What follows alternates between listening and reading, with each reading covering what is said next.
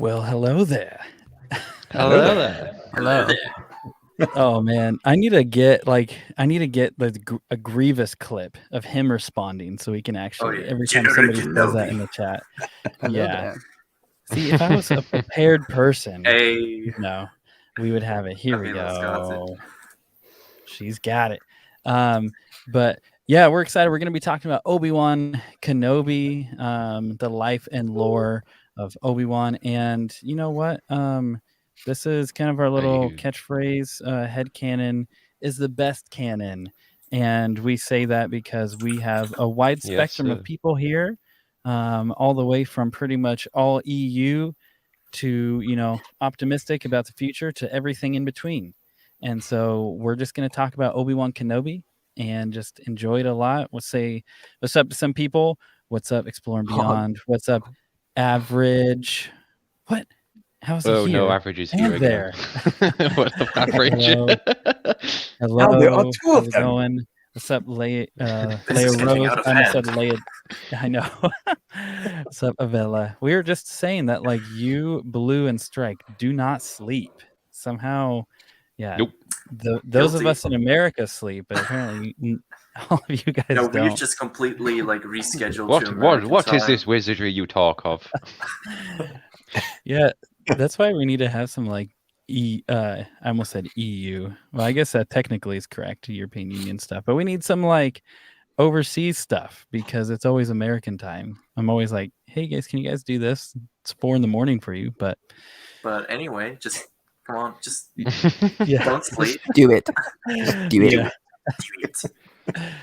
Oh man, but yeah, I'm really excited about talking about Obi-Wan Kenobi for real. I've been listening to for this. Yeah, he's kind of just a background character, very obscure. Yeah, really. But Yeah. I heard he was in the How background dare of the you. Book of Boba trailer. so see, this is How what dare we'll you have even to joke do. about that? We'll have to just hit the little mute button over Blue and then just talk trash about Obi-Wan and Oh man, Dude, he's just No. gonna explode. Don't break my heart, bro. Don't break my heart. oh gosh, it's a stream because Oh of my god, you Obi-Wan. actually muted me then. No. Well, then my mouse click wasn't working, so I'm like, oh great, come on, unmute. Because of Obi-Wan. Because Oh of god. Obi-Wan. Yes, There- Matt, It's all Obi-Wan's it's because fault. of me. It's because I kept Chat. bugging to Star Wars nerds. Do Obi-Wan. What are you doing, Obi-Wan? But chat, feel free to go crazy with the memes in the chat. Ball. Go for it. You cannot separate the man Obi-Wan Kenobi from the memes. But we're gonna do our best so it doesn't just end up at one giant 2-hour meme. But what we'll do is we'll just go around the panel here, and this is for the life and lore streams. We've been breaking every character up into 2 parts because we found one part is definitely not enough. Really, 2 parts is barely enough. But we want to cover all sorts of things from his time with Qui-Gon as an apprentice to his his love interests, his romantic interests, to his time in Clone Wars. Obi-Wan, be a player. I know, seriously, for real. Obi-Wan Then is a you have- player.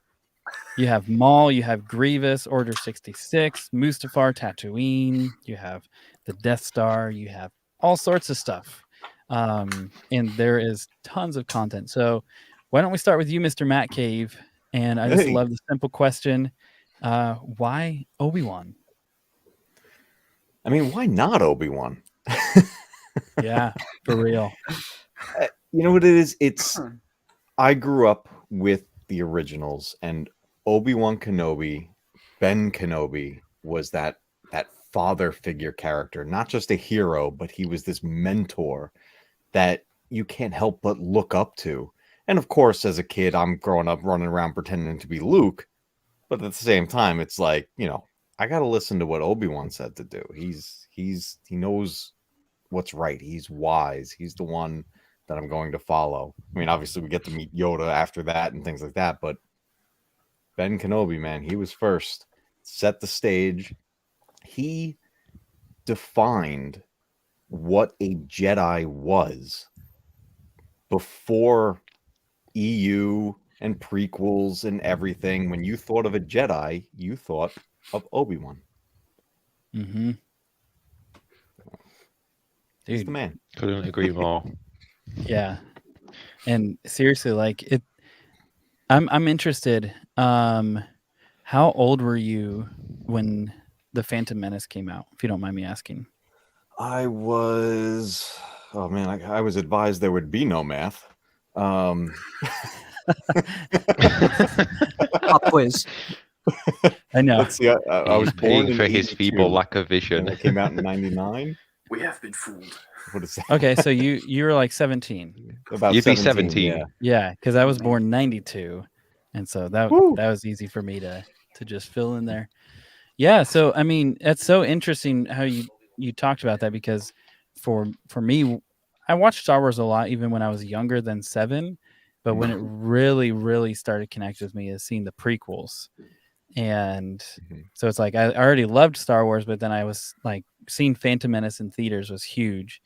And so even that 10-year difference between us, like that's really cool to just think about how Obi-Wan was like the ancient Jedi, you know, like he's the one that's like always been. So that's a really cool thought. Good It's stuff, awesome. dude. So yeah, you got preach, Matt Cave. Yeah. Stream done. Yeah, You said it all. I love this. I left for Yeah, a few minutes thanks and for I'm watching, thinking, what and, the hut see is you next going time. on? Move along. Yeah. What the hut is an amazing thing that you came yeah. up with. That's a new catchphrase forever. What the hut? Yeah, that What was. the hut? Yeah, if you guys don't know, I read this 2-part comic series. Well, there's a whole nother aspect of it, and the comic series was terrible, but it had the phrase "what the hut," and I'm like, you know what? That saved it. That alone. So Strike, talk to us, brother. Why All right. Obi-Wan? Well, first of all, I mean, how can you not love Space Jesus? I mean, seriously. I mean, people have hung that guy on a wall thinking it was Jesus, but it was Obi-Wan. I've seen that. That's crazy. No, but that's the one where it was like he was at his grandma's Space house and he switched out Jesus. pictures or something. yeah, he saw that she had like a picture of Obi-Wan hanging on the wall, and he was like, Anakin "Who's Space that?" Judas. Yeah, funny story, but Oh no. but in all seriousness, Obi-Wan is definitely one of the best characters in Star Wars for sure. I mean, I've watched the prequels first and then the OT, so I got to know Ian McGregor first before our Ben Kenobi, beloved Ben Kenobi, Alec Guinness. But yeah, I mean, it's definitely quite a journey. In episode 1, you kind of see him as this young and still emotional Jedi Padawan, who still also seems to be quite rebellious in a way. But at the same time, he sort of still doesn't have that own Obi-Wan flavor, because he still thinks more of just obeying the council. And Qui-Gon pretty much shows him the way of like thinking on your own. And then like in Attack of the Clones and Revenge of the Sith, you see him as the mentor and sort of brother figure for Anakin. And definitely some really nice moments. And of course, Alec Guinness. I mean, if you see Alec Guinness talking about before the dark times, you don't get the feels, then I don't know what the fuck is wrong with you. Wow.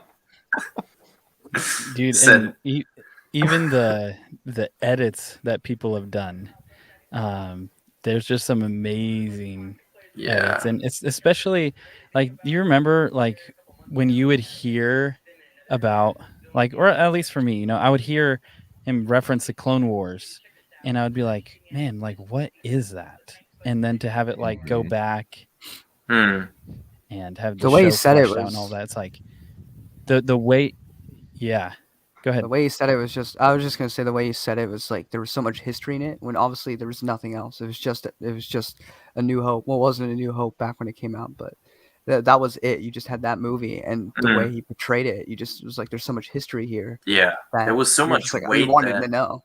there was so Yeah. much weight that Alec Guinness just put in these few words. And I mean, Alec Guinness is one hell of an actor, or was one hell of an actor, for sure. And I think he was the perfect choice for Obi-Wan, yeah. for sure. Absolutely. And I think it's even crazier that Ewan McGregor actually like matches Alec Guinness so well. I'm pretty sure all of you have watched the behind the scenes of Revenge of the Sith, but when they actually like put up course. like the scan points on like how facial recognition works, Like and here, it's exactly here. the same. I mean, that is just Yeah. so awesome. Unbelievable.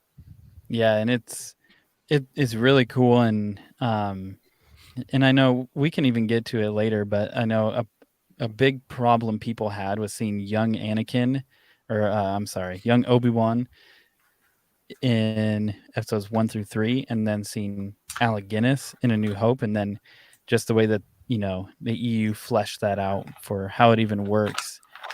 And for me, then in Two coordination sons. with what you're talking about, the background or the behind the scenes background stuff, it's totally plausible, and to see like this could very well be like the same person. Like it just seems so real to me. Perfect choices. Yes. For sure. Yeah, your father's lightsaber. Your father's lightsaber. Mm-hmm. Yeah. So Blue, Obi-Wan. Yes, sir. How? Well, Thank where you. do I Thank you for your start? time. Matt So, Cave no, already, I'm Matt Cave kidding. already stole my intro. I completely agree with what Matt Cave said. To me, I was born in '95, but I class myself as growing up with the OG trilogy. Mm. But it was exactly what Matt Cave said. He was your wise old mentor. Like everything I learned from the Jedi, you started with Obi-Wan. Then you got Yoda and so on. But I don't know why I just connected with Obi-Wan more than any other fantasy character I've ever come across. Mm. And it's not just the films, it's the EU stuff as well. Like as a child, he was very aggressive at the Jedi, which is complete opposite to Obi-Wan in the prequels and the OG trilogy. So when I read all about him growing up as a Jedi and the attachments he formed, even though he wasn't meant to, it was me as a kid. And it's so good. And the line of, it's an energy field created by all living things stays with you. I don't know if that's just me. No, man, you're No, definitely not alone no, in that, totally. man. He set the stage for us back then, man. Yes. That performance in itself, and even later Oh, yeah. in Empire Strikes Back, just that one bit of dialogue between Obi-Wan and Yoda set the stage for what we were going to see as a young Obi-Wan. He basically tells her, look, I was Yes. rebellious too. Yeah. You know? Which they literally did exactly that in episode 1. He was rebellious. Yep. Oh, hell yeah. And that's what I loved. It as George says, it's poetry. It all needs to rhyme. Yeah, well, Mhm. I'm And right. going back to, like, as you said, when he's a Force ghost, what he says to Luke, he goes, what I told you is true from a certain point of view. Mhm. That always stayed with me because, yeah, he sort of lied, but he didn't, because Anakin Skywalker was destroyed by Darth Vader. Yeah. It's just, as I pointed out, I think it was to my friend in real life, Obi-Wan was trying to get Luke to see, past his father, to see that Vader is nothing but just a monster. And this is the only time I said Obi-Wan was wrong. Anakin was sort of still there. You can't completely destroy the two sides of a coin that make one whole. It's a good thing that Luke did not listen to Yoda or Obi-Wan. Yeah. He trusted his instinct. Yeah. For the ending to episode 6, I mean, at least. Mm-hmm. Right. And I read And this I would like to think quote. that's down to Obi-Wan. Oh, my bad. Yeah. And one thing you said, it just made me think. I was trying to find the exact quote, so I'm not like paraphrasing it, but I read a quote today where it's Obi-Wan talking to Anakin, and essentially he's talking about the council, and he says something to the effect of like, imagine if the council was just full of people who don't have love in their hearts and don't have attachments, like it'd be a very sad and empty council. That's my paraphrase. Mm. But it's I'm thinking like that's even with the rigor and the rules that he wanted to keep, he still very much had that to where it's like he cared deeply for people. And I wonder too like if you could see like Obi-Wan's metric for Anakin, where Obi-Wan would have said, yes, you're ready to go. I wonder what that would have looked like.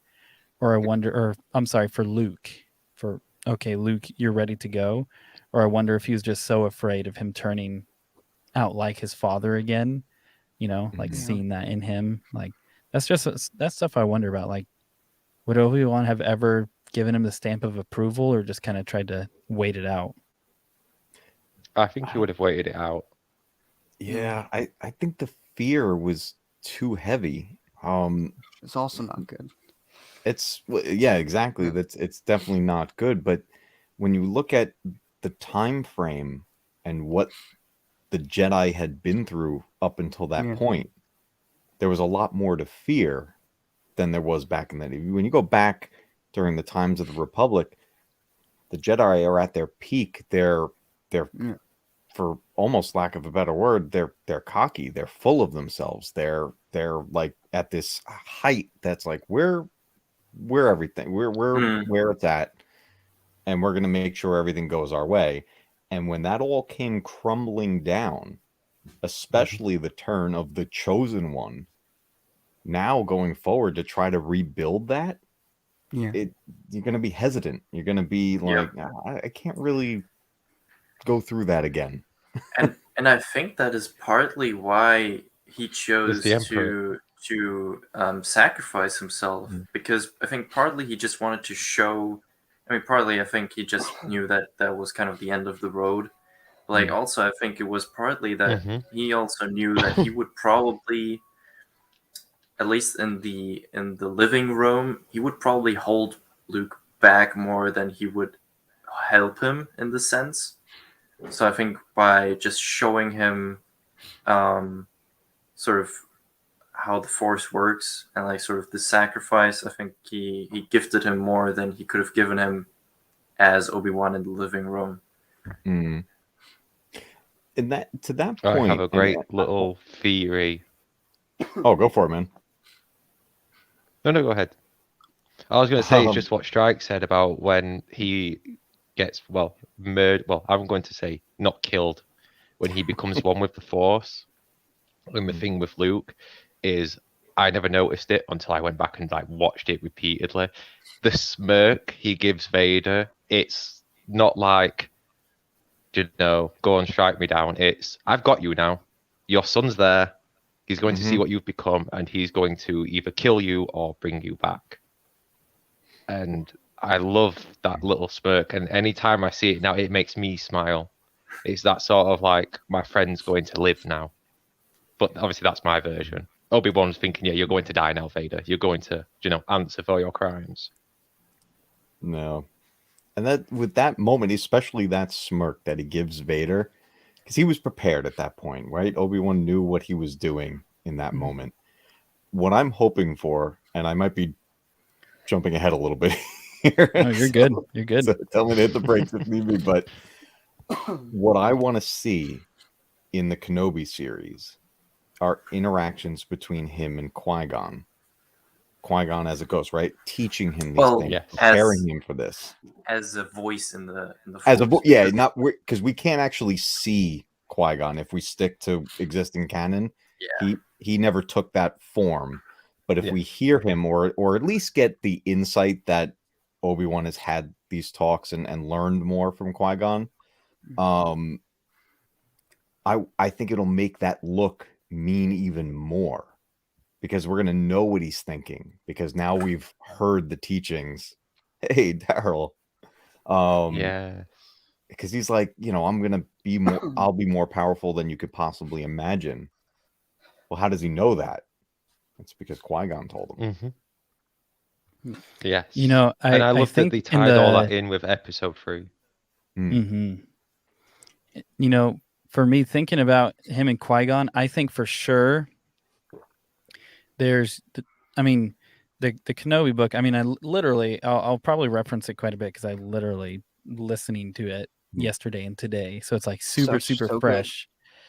And so basically the whole book, it shows a lot of Tatooine, and it shows a lot of like Anchorhead and this place Oasis, but especially in regard to like the humans on Tatooine and the moisture farmers and the Tusken Raiders, and how Obi-Wan kind of gets thrown into the middle of them.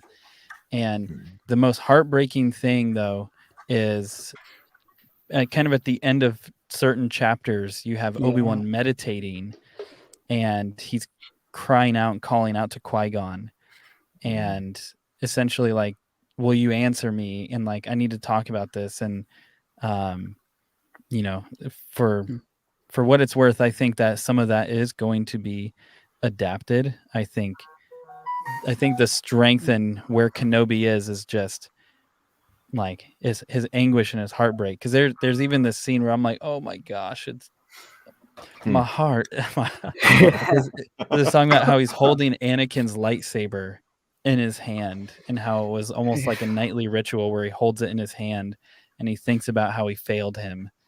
And he cries out to Qui-Gon and like, what could I have done differently? Please tell me.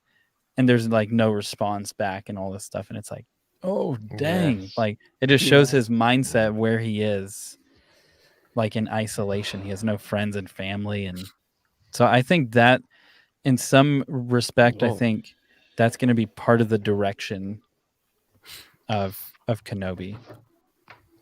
Yeah. Because he lost all his family. The Jedi were his brothers and sisters. Exactly. Besides, like, obviously, he didn't lose Yoda, but he lost contact with Yoda. And he has no idea who's alive. I really want to see his PTSD. Exactly. Besides the Tusken Raider Jedi that's on Tatooine, if they go down that route, which I really hope they do. It's hard saying what they're gonna do, and I think this will actually segue really well. If you guys don't know, Magneto Alex has an awesome EU channel, and he's reading tons and tons and tons and tons and tons of EU. So much. And you kind of, and I don't want to put words in your mouth, but kind of you're a little disinterested with kind of like Disney canon, and so you're pretty rooted in the EU. So for you, like, why Obi-Wan Kenobi? And especially right now, obviously Kenobi is very popular right now. With the anticipation of a show. So why Obi-Wan for you? I think because I'm not exactly sure what order I watched the movies in. I just know that I saw them all because when the first one came out, I was like just born. The first one, no, it was 1999, so I wasn't born yet. It was until the second one that I had been born already. So I kind of just watched them all at some point. And I really, as Matt Cave said with him in episode 4, you know, just everything about that. He was expanding a universe with his acting. He was making you be like, what else is there to this universe? Like it sounds so interesting because of what he brings to it. And then you get to the prequels, and Obi-Wan to me is very much like somebody that I want to be like in a sense, whereas Anakin I related more to because he was more.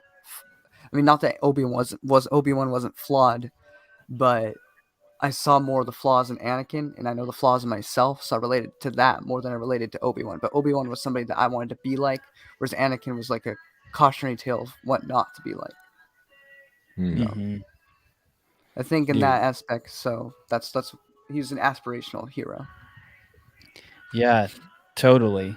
And I've got to ask, who's listening to Linkin Park? I'm like, I hear Numb in the background. That's awesome. Such a good song. Nice. No, but I'm so sorry. I was just like, is that Linkin Park? I'm no, like, no, it's a mix-up. Okay. Yeah, sorry. No, it was a mix-up between Evanescence and Linkin Park. Nice. You're like I'll turn my TV down. down. Childhood. That's probably the best idea. Same. No, man. It was a mix-up of Numb and Bring Me to Life. There we go. Man, we're about to have a nostalgia night. This is really cool. And I think it connects with what you're saying, Magneto. My father brought me up on Star Wars, so when the Phantom Menace released, it was so cool to see young Kenobi, and for me, Qui-Gon's character just cemented why Obi-Wan is the way he is. And yeah, I think we all agree the prequels definitely, in my opinion, they add a lot more weight to Obi-Wan, and I think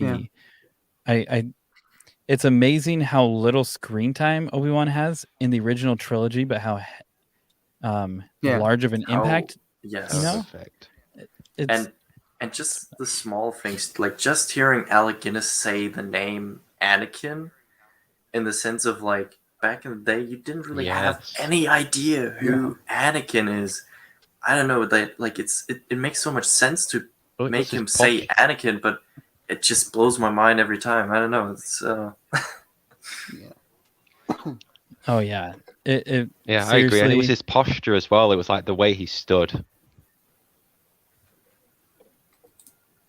Yeah, dude. And you know what? Let's do this before we start diving in real deep into some stuff. We have some trivia about Obi-Wan Kenobi. And what I found out last time when we did Anakin trivia, we sorry, I just read Daryl's comment. Oh, it's so good. Nice. So what I found with Anakin is y'all are sweaties for sure. You guys know some stuff. So I've got to come possibly with some real difficult trivia. So how I'm gonna do this, because this panel knows some stuff. I'm gonna mute them. I'm gonna ask the question. I'm gonna give you guys a head start, and then I'm gonna unmute them again, and we're gonna see how this goes. Let's see how professional I can get here, or how unprofessional. So let's see. Okay, so right here, the first question is going to be, what lightsaber form did Obi-Wan master? And here, oh gosh, maybe if I pulled up the right one, y'all are like, what the heck was that? Okay, so what lightsaber form did Obi-Wan master? Was it Gemso, Sorsu, Makashi, or Ataru? Which form did he master? Which form did he master? I'm gonna unmute our panel here. So they have they're free. They're free. No, I agree with it was Avila. It's obviously the E11. Obviously. Of course. I agree. I showed it. You looked it up. Okay, so we have Sorasu. What's up, Timothy? Sorasu. Yeah, the E11, obviously, man. Mr. Quick. You guys are quick. C, I have no clue. Sorasu. C, we got another one. B, Sorasu. Wow. Sorasu. Okay, so we got a lot for Sorasu here. And the answer is B, Sorasu. That is the lightsaber form that Obi-Wan Kenobi mastered. Congratulations. If you said B, Sorasu, give yourselves a round of applause. Great job. And you know what? Since I done goofed and I showed the next trivia question, why don't I go ahead and just dig right into this next one? Because yeah, people are already starting to look things up. I already know it. Okay, so I'm gonna do the same thing.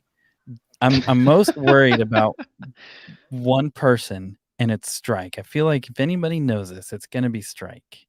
I told him I wouldn't say that live, and I just broke my promise. But here is the question. So, what model was the blaster that Obi-Wan Kenobi used in this scene? So, what model is that blaster? And here are your choices: the A280, the E11, the DT57, or the E5 blaster. and I have a feeling, I could be wrong, but I have a feeling that people are doing some reconnaissance via Google. I believe it's C. That's my answer. Okay, Go with so A. so let's see. We have It is C. so that we got. I see another comment, but I'm gonna skip it for now. We have the E11, the A280, How dare you? the DT57, the main I was worried about, DT57, C, E. I don't know if that's an extra option or if you're just saying B or D, just kind of plain and safe. E is C, the rotary blaster. DT57, E, uncivilized. It's so good. So good. Still uncivilized. Boldly Matt done. Risman boldly done. with the C. Okay. So the answer is the DT57. Oh. C was the answer there. Yes. Imagine Congratulations. if it was a secret E. So That'd be so good. uncivilized. So congratulations if you got that. If you followed Strike, good job. That was when. Yeah, and No. we got two more that will hit up by the end of the night.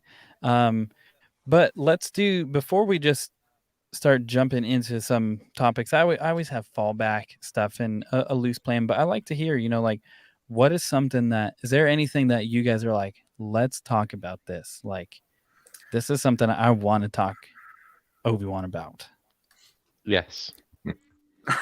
Start us course. off, man. Siritachi. Oh, Okay. see. I want to talk about Siritachi Jedi and Apprentice, though. the whole. So all Yes, of Jedi Apprentice. because Yeah. that. Yeah, pretty much. That's going to be the stream. Sorry, I took over. No, because Well, that was go one of the ahead. first side things I found out about was that Obi-Wan fell in love before Twice. he fell in love with Satine. Twice. 3 times. Well, altogether. actually, depending on where you put it, technically Satine could have happened before because there's a time jump within the series Jedi Apprentice where that could have happened with Satine. Right, that's 'cause true. The Siri thing doesn't happen until near the end of Jedi Apprentice. So And there is a jump where they could technically have That a is mission true. with Mandalore and stuff. So Yeah. yeah, they could. Yeah. Yeah, so take it away. And then there was the rebel he fell in love with as well. In the Padawan series. Wow. Go on. Mhm. I See, could I be knew wrong. about Satine. I didn't know about the other. Yeah, Obi-Wan Yeah. was a player. Like, Wow. yeah. Also, there'd be times where a whole bunch of girls would flirt with him, and he wouldn't flirt back. Oh, I'm he telling you, was. if he wasn't a Jedi, he'd be just every day. hmm. Oh yeah. Was this pre-beard? He'd be the I feel pimp like of the he had Star to have Wars a beard. universe. That was Yeah, both pre-beard. Siri, Wow. Siri and Satine would have been pre-beard. It's the braid then. Yeah. Yeah. No, but the girls who flirted with him, or at least the one that I saw in this episode 2 Adventures, was after he had the beard. So I'm sure that helped. Yeah, Of and course then it there was a rebel Beard on a is like mission a that him and defense Qui-Gon went on. mechanism. Hmm. Hey, leave the beard. No, there was a mission him and Qui-Gon went on to help these rebels. I can't remember the planet, but Obi-Wan actually fell in love with the leader of the rebellion and The left the Melinda Jedi Dan? Order. Well, we To can help get into her that. take That's a her big own spoiler, world. My goodness, I think that is a bit too less information to understand. that's a big spoiler. You just jumped right in there. And let me show this. So Oh, yeah. if you guys don't know, because this what I'm finding is that we can get so like Strike said, it's like there's so much information, just all of a sudden we just start getting all this stuff in where it's just like what are we even talking about here? Where the heck, there it is. Okay, so obviously this is not the best source, so I literally just pulled it up, so take it with a grain of salt. By the way, Yeah. just real quickly, can we talk Yeah. about that? The background picture is fucking beautiful. Oh, That shot of Maul and Obi-Wan in the shadows. I'll add it It's as really an overlay so Oh, I can yes. pull it up. Yeah, because it's That sweet. is sick. Yeah. I was wondering if anybody would see it.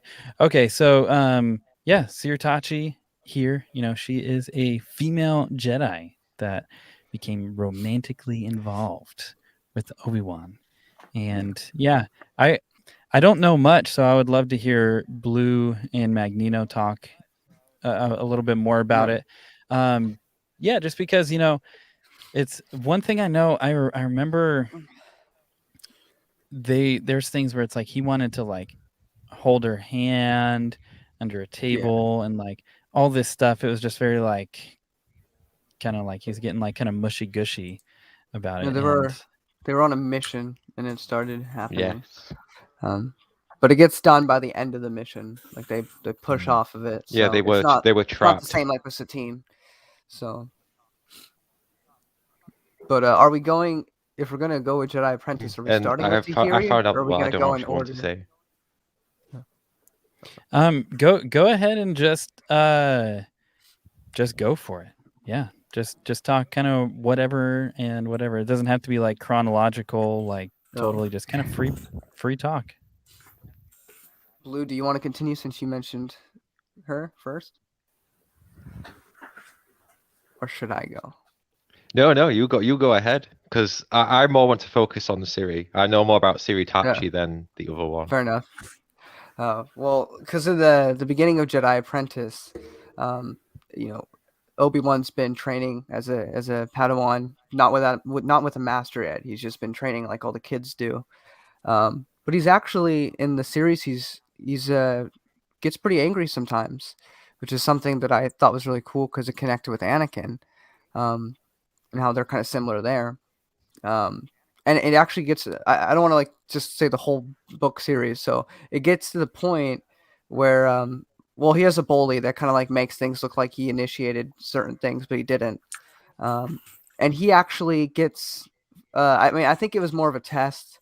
But he gets expelled from the Jedi Order. They tell him you're going to be like a healer and you're going to help farm on this one planet and you can help heal people when they get hurt and that's going to be your entire life. And Obi-Wan was devastated about that. But he ended up on his way to go to that planet meeting Qui-Gon. And a whole bunch of adventures ensued with that. And of course, this isn't Qui-Gon's stream, but he didn't want an apprentice because of stuff that happened with him in the past. So that was the whole thing, eventually getting them to work together. But eventually they do. And that's kind of an interesting thing that goes on. And it gets to the point where they get to this planet that he mentioned, or that Blue mentioned, where they're having this civil war. The thing about Jedi Apprentice is that the main plot isn't what you really go for. It's more for the character development. But the main plot in this one was actually pretty important to the character development. So because of this civil war going on his planet, Obi-Wan kind of has a crush on this girl. He doesn't really, there's no romantic relationship that actually starts. They're just friends. But Qui-Gon goes to save another Jedi who is being held hostage there. And it's time for them to leave. And Obi-Wan says no. And Qui-Gon's like, if you don't come with me, then our relationship is damaged. And I don't know if you're going to be able to come back to the Order. And he says, well, I believe in this cause. I believe in what they're doing here on this planet. And he stayed. So that was a huge moment for Obi-Wan in Legends, at least, with him just completely saying, I'm leaving the Jedi Order. He was willing to do that for this thing he believed in. Of course, he eventually, regrets his decision because the people he thought were righteous start doing stuff that's not so righteous that he disagrees with. But it all gets settled and he ends up back with Qui-Gon, but now the relationship for the rest of the series, well, until later on, is kind of damaged and they have to kind of rebuild that. But yeah, at this time, I think he's already met Siri. Because she died as well, didn't she? Oh, the girl that he had a crush on? Yeah, I think she did die. Yeah, that was really devastating for him. Yeah. Yeah. But I think at this point he's already met Siri, but they're only like friends. Yeah, she did die because that's one of the reasons he left. And yes, he already knew Siri. Yeah. So yeah, they were kind of like frenemies. No, because she he was trying to actually had a bully crush them. on her before, like a small one. And then Yeah, I well, he remember thought she because was when attractive, but she was kind of mean to him. because she hated him for leaving. She said you were a disgrace to the order. Frenemy is probably a pretty good way to describe it, actually. Yeah. I'm trying to remember the events exactly, but it's in a Yeah. special edition of Jedi Apprentice. It's not actually in the main series, where it's like a half and half, or half of it's. Sorry. You gonna go, Blue? Or... No, it's okay. Oh, it was okay. All right. No, I was going to jump in because I know what event you're talking about. It's the one where Okay. she's like really dismissive of Obi-Wan when he returns. Yeah. Well, then go ahead. Don't let me talk the whole time. Go for it, man. Right, yeah, because when Obi-Wan returned, she didn't like... I think it's my headset as well. I think it's really delayed because my phone's we might really have a old. delay. Oh, yeah, no worries. Yeah, no, don't worry about it. Yeah. But yeah, so in the book, it's half. Yeah, because when he returns, she's... We gotta like count. Okay, we gotta Right. figure out. I'll what just to mute do. him. No, no, I want you to talk. All right. Blue, It's your time to talk. just We'll that- wait for 10 seconds.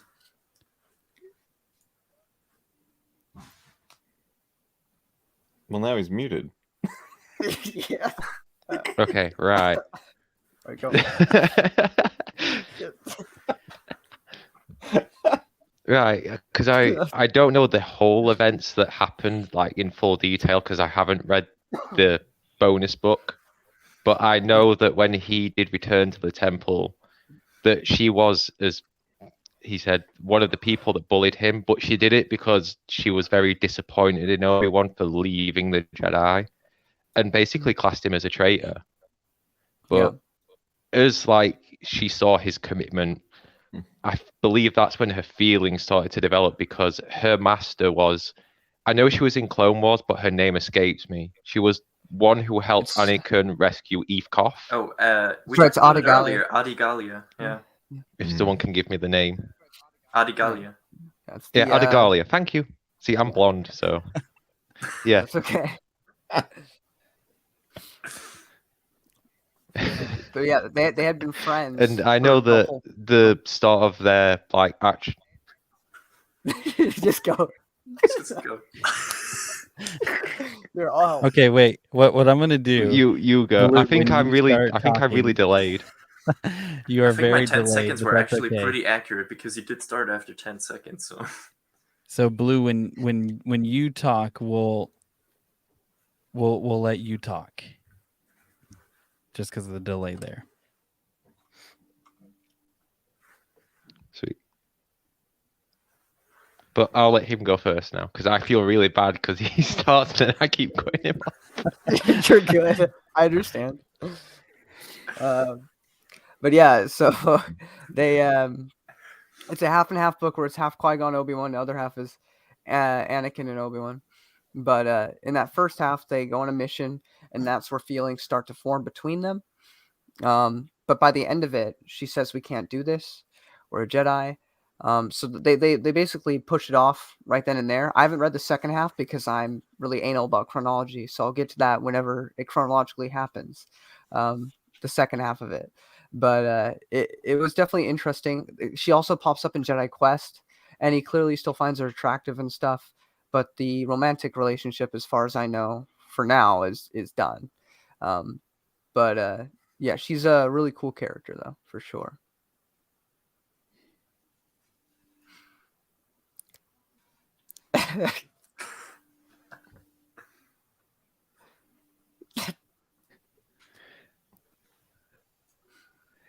Seven, 8, 9, 10. Hello there. Right, yeah. Hello I there. know why the relationship ended, and it was because of it was because the person who they went to rescue on the planet where the Civil War was, it was actually Qui-Gon Jinn's love interest. Yeah. And well, I Qui-Gon just- warned Obi-Wan about his feelings towards Siritachi. Right. Yeah, I was just trying to keep it off Over of and out. Qui-Gon. Thank There's you, nothing X-Wing. Well, let's do this because I find Siritachi so fascinating because he keeps having these love interests.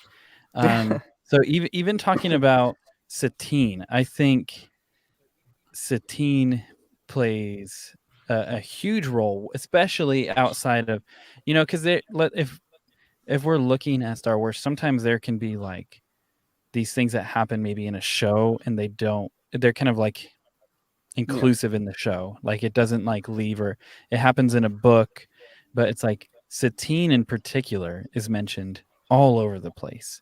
Even in the Kenobi audiobook, he's bringing up Satine and things like this. So that was one of the latest books. That's why they were able to mention it, because it came out like close to the buyout. So they mentioned Satine and Siri in that book. They mentioned both of them. Yeah, and that's what's so cool. I love it so much. Matt Cave and Strike, do you guys have any talking points or anything you find interesting about Satine? If you don't have to force it if you don't want to, but I'm just curious. The name itself. Do you know why she's named Satine? Actually, no, I don't. Me neither. No. That is the character that Ewan McGregor played off of in Moulin Rouge. The love interest was Satine. Oh, and when they way. brought the character in, because it was like an homage to Ewan in a way, let's name the love interest Satine. That is super dope. That's cool. I did not know that. But yeah, I mean, I think Satine is a very interesting character because, I mean, obviously she only appears on screen in the Clone Wars, and I like the first time we see her with like all the whole Mandalorian arc. I think it's so interesting once you see Obi-Wan and Satine acting upon each other, because I think especially on that mission where they are on this huge space cruiser and like they get invaded by the droids, and they have like the short moment, and Anakin's like, "You save your girlfriend," and he's like, "No, yes, no, Anakin, she's not my girlfriend." That was good. I think that whole like Obi-Wan, I think in that moment Obi-Wan really sort of let loose of some emotions in front of Anakin, because I think normally he tries to keep emotions or talking about emotions away from Anakin, sort of like in Attack of the Clones, where he's more like you need to watch out for those dreams, like they might not be true. So I think that was a very interesting side that we first got to know him with in the Clone Wars, and with Anakin sort of, I mean, Anakin at this point was already married with Padme, so he was like, sort of an idea what you're talking about. Yeah, sort of. And it's so cool, like just seeing Obi-Wan really like kind of letting loose in that moment. And at the same time also like just purifying that Anakin and Obi-Wan were so close that Obi-Wan almost straight up told Anakin that he would have left the Jedi Order for this woman. Yeah. So yeah, I think definitely a really great addition to the character of Obi-Wan Kenobi. Absolutely. That whole story arc built up his character even more through the Clone Wars, all the way up until when Maul kills her. Yes. I mean, that's such a brutal moment. Yeah. You could see the anger take hold of Obi-Wan. He goes borderline for a moment there. Yeah, as a kid, that moment just hurt. Like it just hurt. Like you were like, there's no way she's going to survive. Like he's going to kill her, and then it happens. It's just like, Meanwhile, Obi-Wan could have had her, because Ki-Adi-Mundi, at least in Legends, has like 7 wives, but they don't let everybody do that. Well, that's only because the species was almost but you know. But my whole thing with that though is, if you see that there's this Jedi Master on the Council that has 7 wives, isn't falling to the dark side, okay? Even after some stuff happens in Legends with that, as far I've seen some stuff in the future, I haven't read it yet, but they can't let Anakin or Obi-Wan have these things. I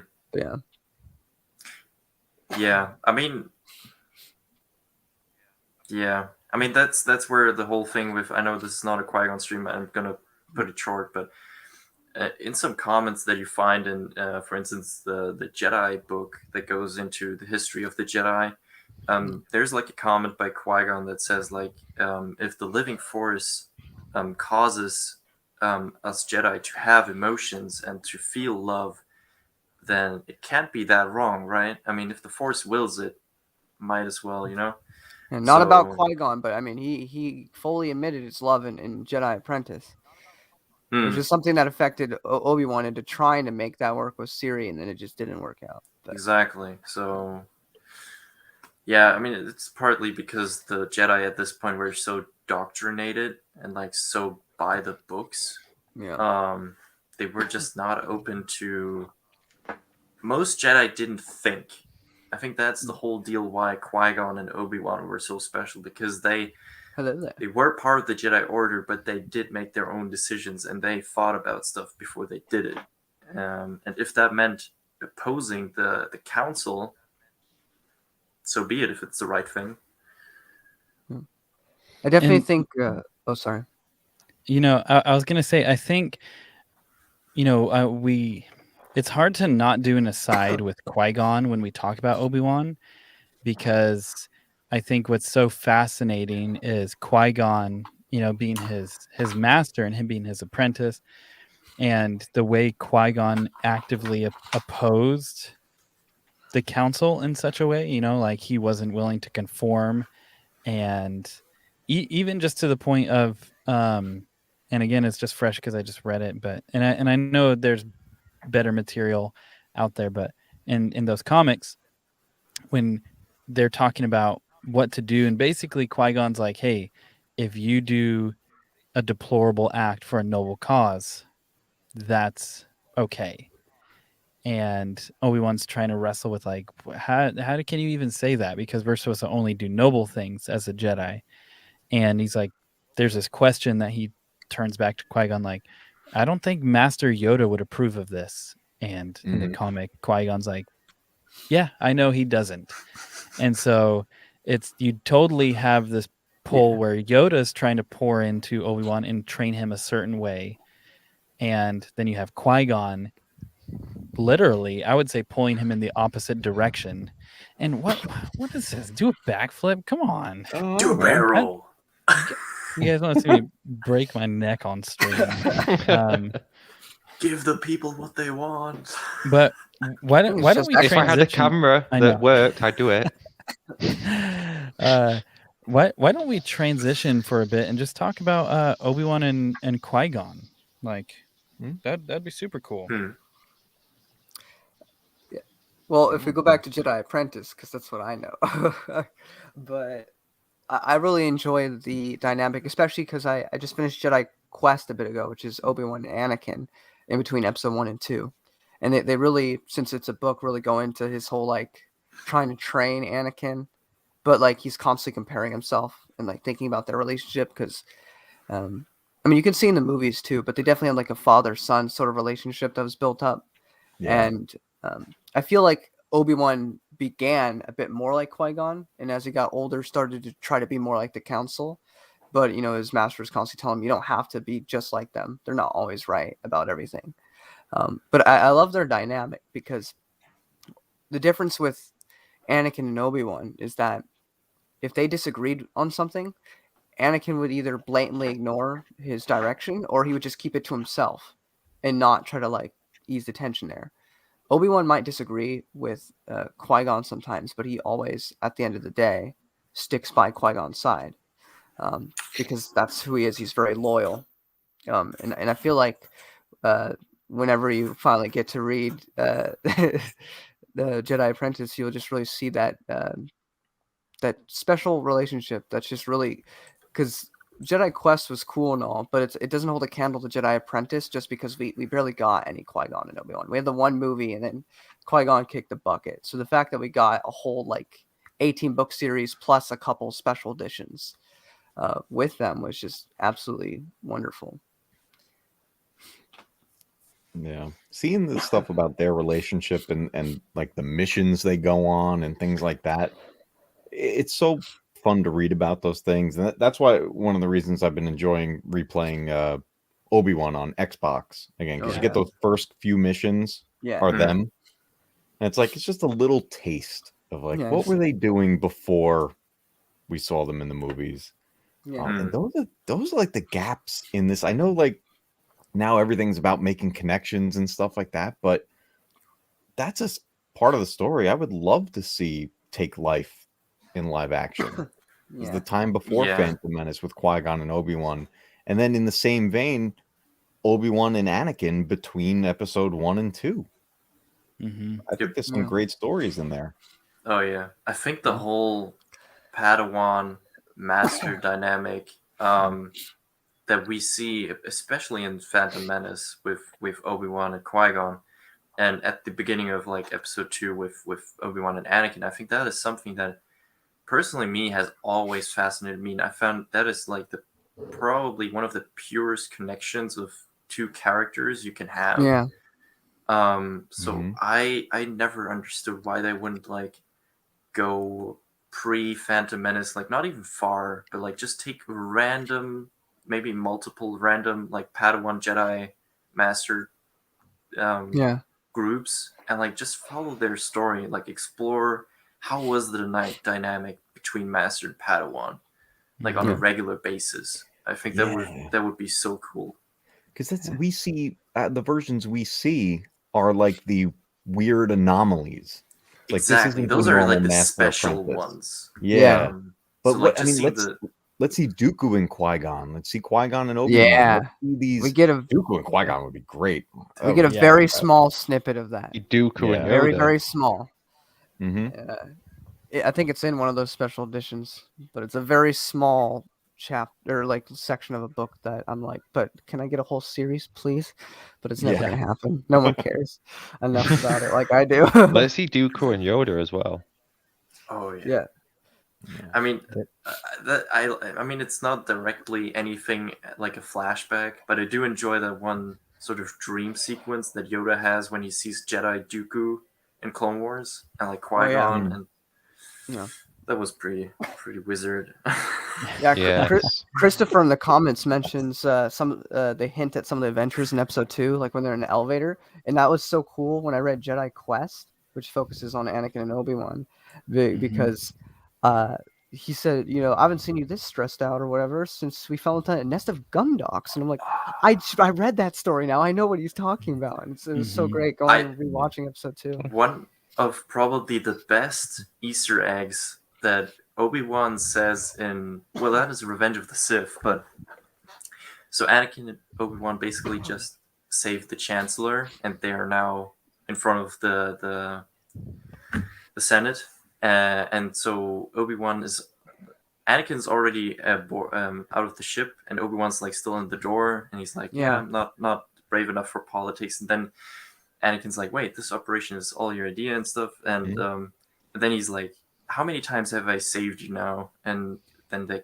count down, and then he's like, oh no, but that one thing on Nemodia, that doesn't count. If you read Labyrinth of Evil, you'll know exactly what it is. And it's so hilarious. So that's something I loved about the EU, is making all those things connect, because then you're like, I spent like 2 days or however long it takes you to read a book, reading this story, and it actually, like, I get validated when you go and watch the movies and it's mentioned.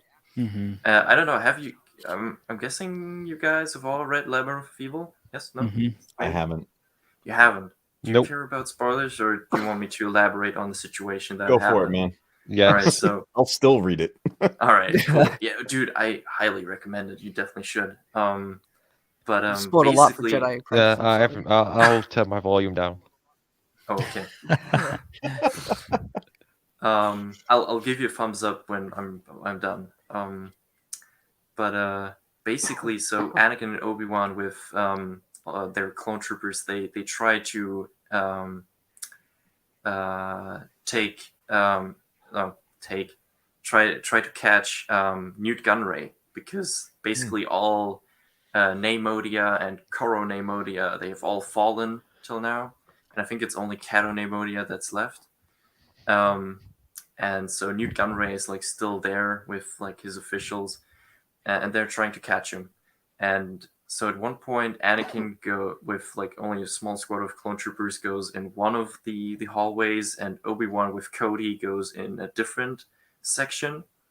And the thing is, on Cato Neimoidia, they have I don't remember what it was exactly called, but it's basically some poisonous gases that, I mean, I guess it's sort of like dioxis, but it's not deadly. It sort of just makes you hallucinate. And the thing is, Obi-Wan forgets his gas mask with Anakin's troop, so he's going in without a gas mask. And well,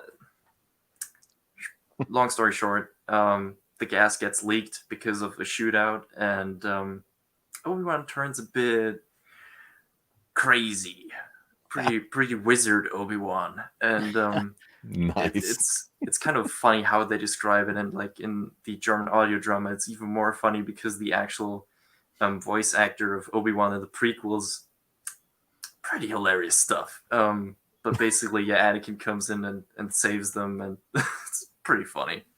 That's awesome. Oh, I gotta check that out. Yeah, It happens for right sure. before episode 3, so it's a good Yes. primer. Okay. And has explains why General Grievous has the coughing fits that he does. So. Ah, that whole part of the Battle of Coruscant, I want that in live action so They- bad. Now, let me ask you this: do they change it from what they did in the 2D Clone Wars? Yes, There's it's a slight contradiction, mainly just of where characters are on Coruscant, but the event still happens. So it's not The a big events still deal. happen. I will But it's say just the version not every in- character's in the same spot. But you could put that up to like in history. Sometimes you get some information wrong. So depending I on will who's s- writing it, there's some errors there.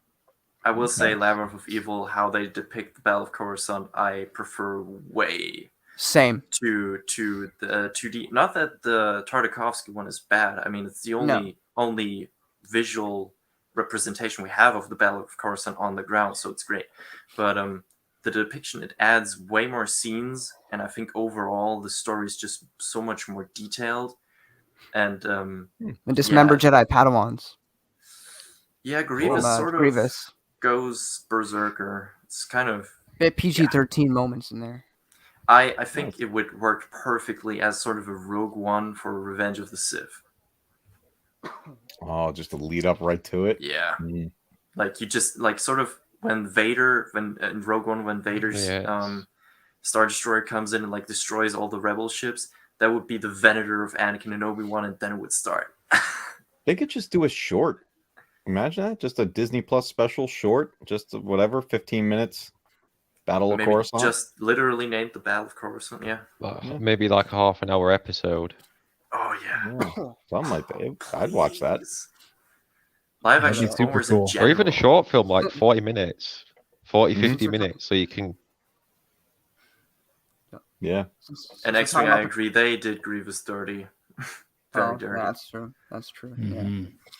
But sorry, we completely derailed from Yeah, that's what I was gonna say. so Are we going into sorry. Clone Wars now, or are we still going Well- to like?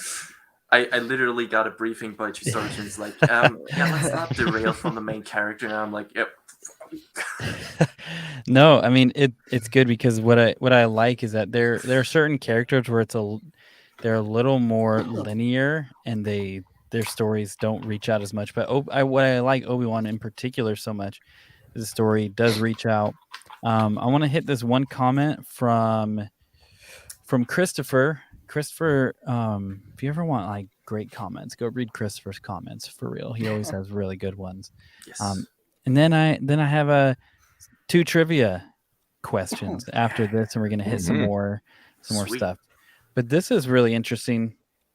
Right before trivia, Sweet. Christopher says Obi-Wan was by the books because without Qui-Gon, he would have been on his way to a core position and have never been a knight, and so he had to follow the rules. Yeah, because he was in the agricultural corps or whatever for disobeying. Like Yoda sent him there, if I remember right. That's where he was heading, but he didn't actually get there. Right. Or he Okay. did with Qui-Gon, but then a bunch of story plots are happening. Bunch of there. story, Yeah. Xanatos and stuff. Oh, wow. But I think that's so cool because it's like it makes sense. It's not just this one-dimensional character where he's like, oh, I have to do it by the books because that's how I'm written. It's like there's an actual life there that totally makes sense. Okay, let's do this. 2 trivia questions. Let's see if I can do this. I'm trying some stuff out with the tickers, and I'm like, maybe I overcommitted myself. Oh, dear. Man, just do it, man. Go for it. Okay, let's do this. All right, gotta mute the professionals here. Gotta mute the professionals. Okay, so this right here, wrong one. Here we go. Which saber hilt belongs to Obi-Wan? So take a good look at these, and it is a little tricky because Obi-Wan has multiple. But which saber hilt here belongs to Obi-Wan?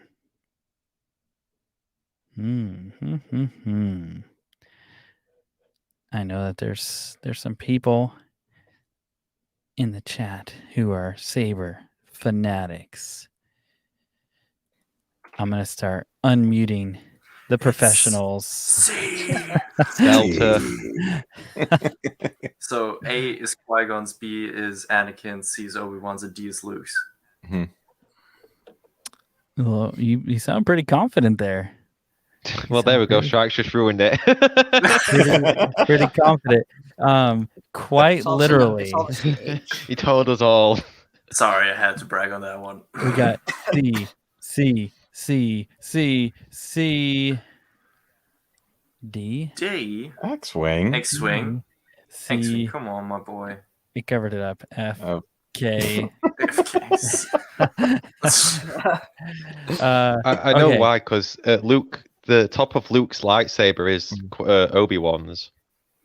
Yes, and C is the answer, ladies and gentlemen. But there is something that is that's actually pretty fascinating before the next trivia question. So if you look Sure, at X-Wing. what I know. Sure. Of course. Sure. Never let you sleep at night. Nerd. You know he's gonna be like, actually, it was a B joke. and D could be considered Luke's. Well, D is Luke's. A is Qui-Gon, And- so technically the crystal could be considered. Yeah, A is Qui-Gon's. B is Anakin's, which was given to Luke. So you're right. It could be considered. C is I don't remember if it's Obi-Wan's second or third lightsaber. C is Obi-Wan's second. third. No, it's third because he loses the Third? one in Phantom Menace, then he has the one in Attack of the Clones, which he loses too, and then he has the one in the Oh, third, yeah. which is also Alec Guinness's lightsaber. Mhm. I can't speak faster. Wow. Actually, He's having a stroke. Breathe, son. yeah. But what I've always found fascinating, like if I'll say something, then I'll pull this up so we're not just staring at saber hilts. But Why not? if you look Beautiful at to look at. okay, let's do it. If you look at Qui-Gon's apparel, his Jedi robes, everything, the way he dresses, and you look at Obi-Wan really decided to dress himself after Qui-Gon as a sign of honor and respect, following his master. There's a lot of elements there that are very similar. And if you, obviously not in this saber hilt, but if you look at earlier ones building his saber, like he's reflecting Qui-Gon's. But then what's so interesting is this right here. I was seeing all these faces staring at me. I had to pull them up. Thank you, Shrek. Got you. But what's so interesting is then how like Anakin even decides to like go his own way and decides to not follow anything and not model. Yeah, it's pretty good. Attack, he loses the one in Jango fight. Yeah, Right. That's right. I was trying to think. I was like, when does he lose it in 2? I was like, oh, right. Yeah, Mhm. he loses quite Oh, a few. wait, Everybody no. loses their lightsabers. in Well, that one. actually, He gets it back. No, he gets, gets it it back. back. He loses Well, on the thing- Geonosis. he loses on Geonosis Where because are he gets Geonosis? captured. Oh, I guess they just take it. Okay. Well, yeah, like, Mm. yeah. They're old probably not Dooku gonna is let him like, hold on to that "I'll- while he's a I'll keep- prisoner." I'll keep that one, grandson. Mm. You've been a naughty grand. Oh my gosh. Oh my. All right. Are you guys ready for the final question here? The final trivia Countdown? Hit question? us. All right. Okay. Let me do this because Mr. Procrastination last minute did not get pictures. So I'm just going to copy and paste all of this for you lovely people. I'm going to have the ticker up. Okay. I'm going to have the answers in chat here. But here we go. This one could be a no-brainer, but I gotta mute the professionals. Really, I think all I've got to mute is Strike. I think I could leave.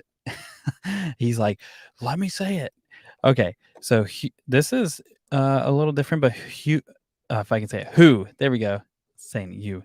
Who is Ewan McGregor's biological uncle? Here are your choices in the chat. The formatting is awful.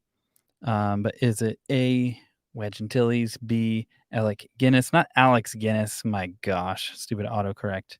Alec Guinness. C, George Lucas, or D, Dooku Christopher Lee. This is potentially a softball. I'm Hey. so proud of Epic with X-Wing. any of these. I mean, I knew X-Wing would get it. Yeah, we gotta leave that to X-Wing. Yeah. You He redeemed knows yourself. that one at least. Yes. Yeah, I mean, better. You redeemed Wedge yourself. is literally his favorite character. A. Yes, congratulations, good sir. Yeah, high five, X-Wing. Good job, man. A. High Let's five. get it. Okay, so you know, we went down that rabbit trail with Siri and then with Qui-Gon. Matt Cave, Strike, and Magneto, do you guys have anything before more talking points that you guys are like, let's talk about this for Obi-Wan? I mean, like, he's got the best beard in the galaxy. So true. He I does. mean, he's not called Aw. Space Jesus for no reason. Yes. Oh, did you just say you have? Did the best anybody beard in hear the that? galaxy? I did. Yeah. It's on the internet. It's forever. Yeah. I don't know what you're talking about. I didn't say anything. You're gonna get a call from like Ewan McGregor's like Like, how dare you? yeah How agency. dare you? We heard How dare you? a rumor How dare circulating. you? You have been expelled from the YouTube Order. So uncivilized. So Do not grant uncivilized. you the rank of beard. If I could grow a beard, I would go bald. I think I can make it work. Wait, Okay, hold on. I think I lost how the one thing affects the other one. All right. Okay. So I barely have hair anyway. Okay. So if I could grow this, I feel like I could make it You work. just That's invert? getting rid of it. But yeah, invert it. Yeah. But I can't No, grow one. I'll just so that's take the my issue. hair and like make me Yeah. like a long Chinese beard. Like, That's funny. Nice. But as for more talking points, I don't have too much to say can't about really show them, my Jedi camera's terrible. Quest. But I do like. Oh, there's a dark figure amongst us. he's lurking in the Menace. shadows. That's the real. That's Yes. the true Sith Lord. That's Jar Jar. My camera is. That's how awful my camera is. Oh no! How dare! Oh, the insult of the century. The 10 seconds passed. I couldn't see your face. You could be a super attractive guy for all I know. So that was just because you were in the shadows, and we all know that Jar Jar is the true. I look like mastermind. Obi-Wan. That's all I'll say. Okay. Nice. Episode 1, Obi-Wan, or because I didn't see a beard. Oop. Yes, I have his beard. Oh, okay. Okay. Gotta remember the delay. But I did like. I'll just make a short thing about Jedi Quest. That I really enjoyed. Parts of that dealt with Obi-Wan trying to distance himself from his master, because he tries being his master for a little bit when it comes to training Anakin and treating Anakin like it's him but younger, and realizing that he's got to treat Anakin as his own person, and that Obi-Wan himself is his own person. He doesn't have to train Anakin the same way that Qui-Gon did, train him. So I thought that was cool. Other than that, there's a lot of good little moments in there, but you'd have to read it to get more into it. That's about it's it. awesome. You know, let's do this. What we can do is kind of circle back almost to I don't want to say the beginning, but we can start working through some things. And what think back to the events of the Phantom Menace. You know, it's been 1,000 years since like a Sith has been seen, and then Darth Bane. Obi-Wan becomes the first one in 1,000 years to take down, well, granted, obviously there's more to the story, but to take down Darth Maul. And it's just so fascinating, you know, to think like to see the way that they react. And one thing, like maybe if I ramble too much, you guys can reel me in. But what I see with Obi-Wan is how adaptive he is, because when Maul ignites, you know, his saber, the double-sided saber, him and Qui-Gon are like, okay, we're just running into this. And seeing his master get killed, and then the way he just still runs right at Maul. And then even when we get into Attack of the Clones, one thing I hadn't really thought of before was with the whole thing, you know, he goes to Camino, he goes to Geonosis, Petronaki Arena, and then when everything, the Clone Wars is starting, right? Everything's starting to pop off. And you just see these brand new clones that the Republic and the Jedi have just inherited, so to speak. I guess that's a good phrase, right? Like there's no formal training procedures for this. They just take all of these clones, all of these gunships, and all of a sudden, all of these knights and masters are now generals. Yeah. And it's like they haven't led an army like that. And all of a sudden they're just like, let's go here, like focus your fire here. Well, that's the whole reason why it didn't work for everyone. Yeah. Especially in Legends, there's a lot of criticism about the Jedi because they didn't know how to like be in charge of an army. So they got a lot of clones and stuff killed earlier on in the war. Yeah. Especially when the war carried on. We're peacekeepers. Like, General Krell was an extreme example, but like there were generals that didn't even want to kill their troopers, but they were just not experienced in combat. So at a certain point, I think a lot of troopers, especially if the Jedi wasn't necessarily going the Anakin way with building up connections with the troopers, I think that definitely hurt the morale of troopers in general. There were a lot of masters that looked down on the clones, similar to the way they would even just look down to droids. Yeah. Well, yeah, like General Kota is one that didn't trust the clones at all. From the Force Unleashed and had his own Republic squadron. Yeah. And that's right, exactly. And that's pretty much the reason why he survived Order 66. Yeah. Because he literally had no clones around him. Yeah, and then it's, you know, it's just so crazy. You think about, I mean, I'll skip past a little bit and then we'll come back and we can talk more details in Clone Wars if you guys would like. Okay. But or maybe after this we can talk Maul. Well, let's do that. We can dig into Obi-Wan and Maul. Let's do that. But when you skip to the events of Order 66. And then you have Cody to be done, turn on Kenobi, right? When you have that, and it's like when you're thinking about the history and you're thinking about how this Jedi who he's experienced all this pain and all this trauma, and he has no idea how to lead a military, and he's falling into it. And actually, I think Anakin and Kenobi and like Ki-Adi-Mundi and Kit Fisto, you know, I think that they did a great job. Yeah, they did. Yeah, Plo Koon. And then, you know, obviously you have the heartbreak of Order 66 and all of this, but I think Ayla also did you say Ayla? No, I didn't. Yeah, Ayla, I think, did a great job because even No, though the that's- 327 Star Corps were some ruthless mother effers, she had a really good relationship with the troopers and especially Bly. Yeah, that is. But I hate that you brought up that because the Battlefront 2 campaign scene, we couldn't look her in the eyes. That kills me every time I play that game.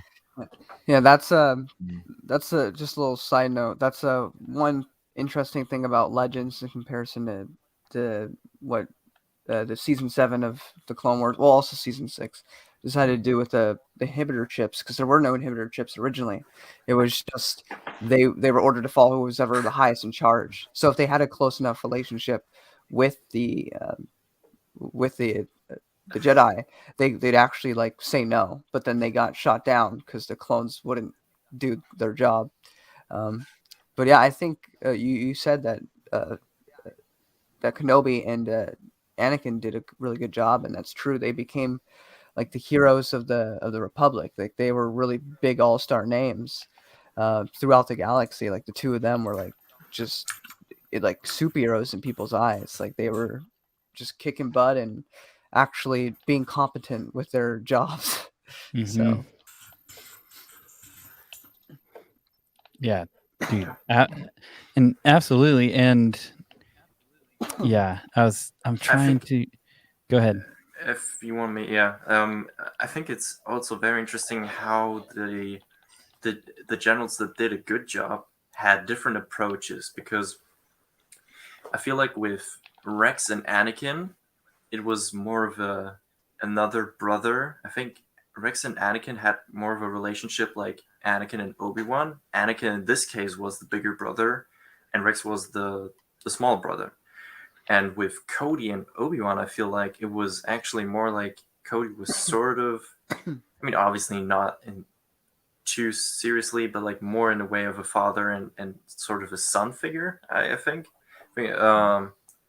Because he did definitely like look up to Obi-Wan for advice and stuff like that. And with Bly and Ayla, I think it was actually more of a like brothers in arms, really good relationship with Plo Koon and Wolf. I feel like that was really also a friends, but also more of a co-worker relationship. I feel like, especially Plo Koon, I think did a really good job, because I always felt like Wolf always had the opportunity to tell Plo Koon to not do certain things or do certain things.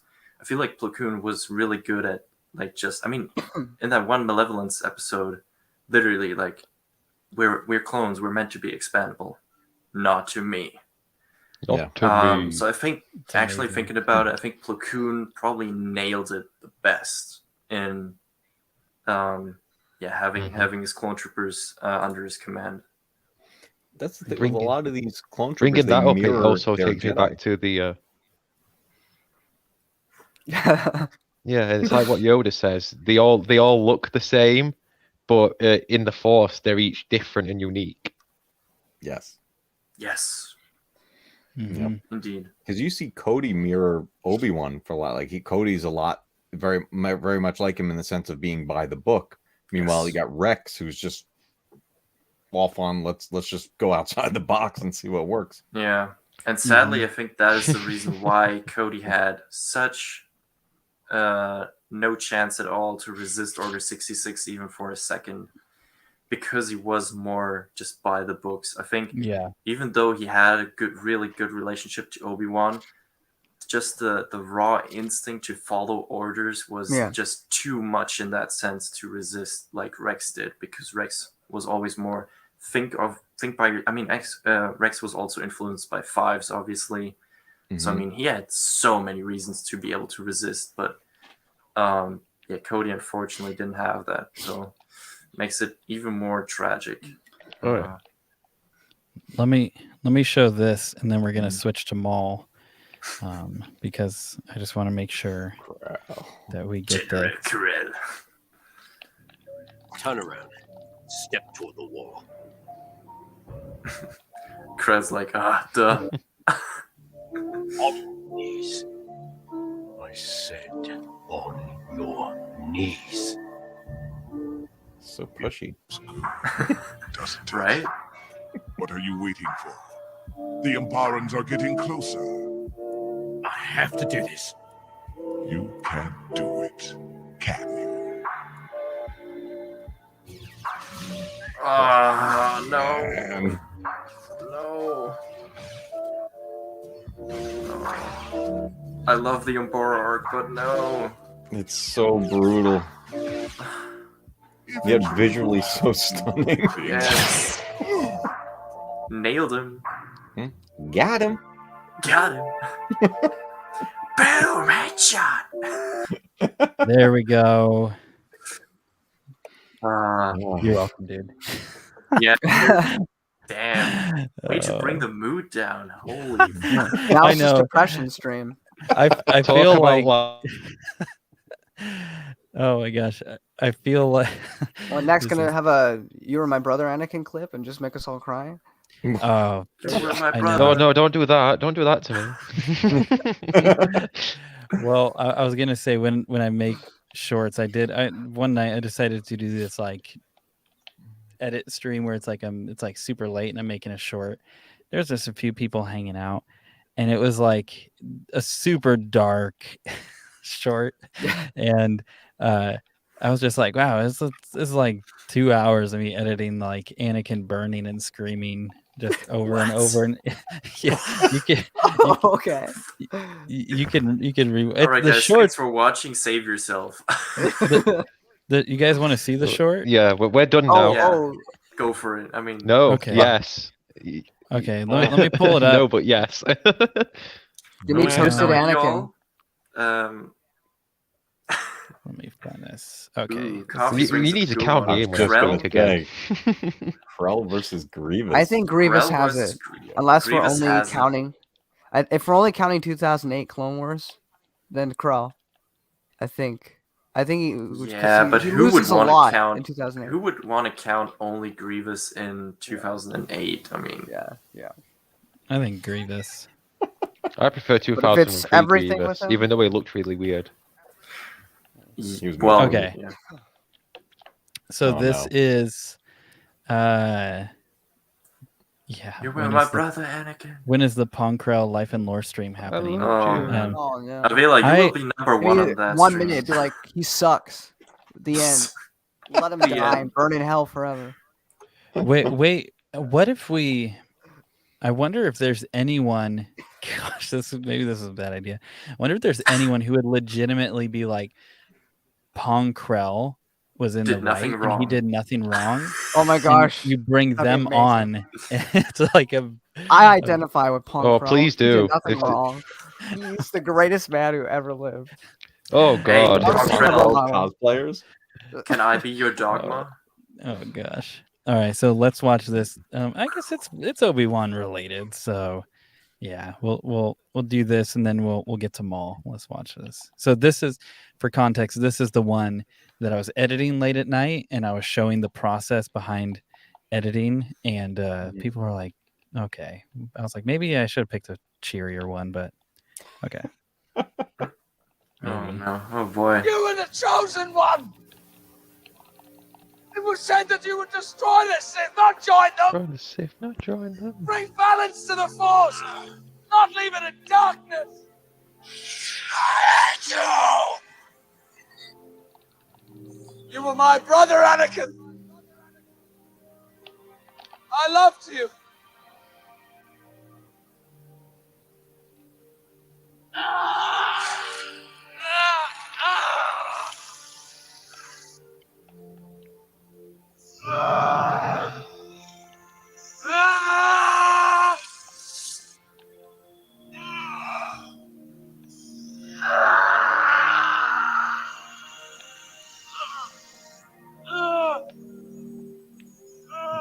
Too many burritos.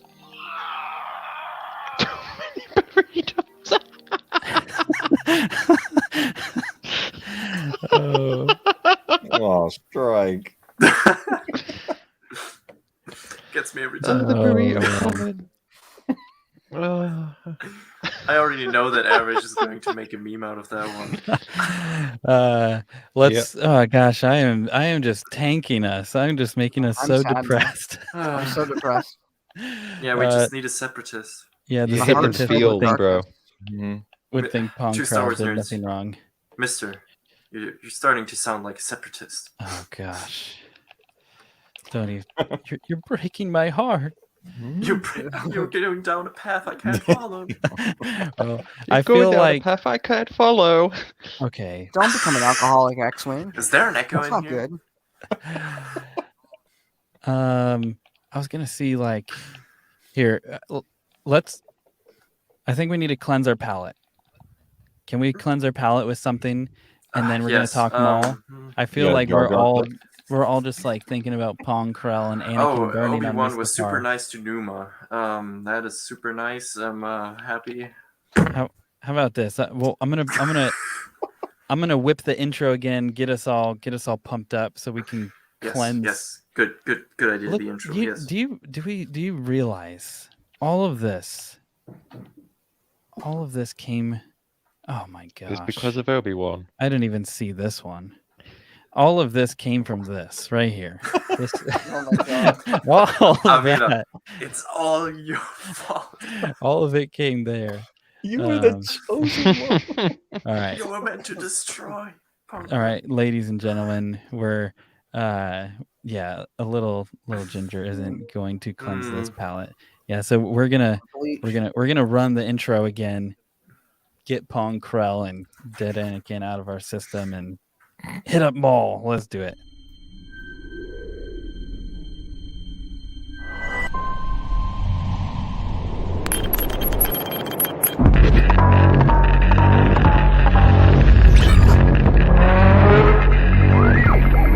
Stand by for Rogue One, Charlie. Launch sequence engaged. We are go.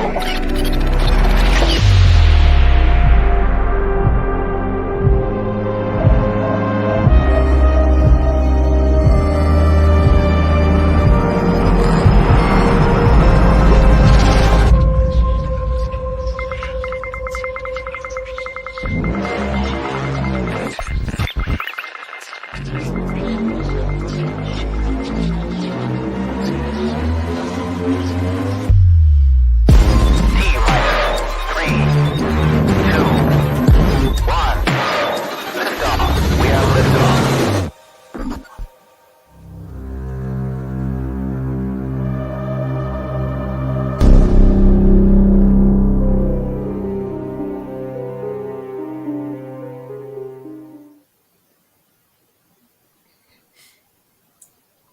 Adorable. And there he That's is. so cool. That intro is dope. Never, Oh, this little guy. So now have let that cuddly guy say Kenobi.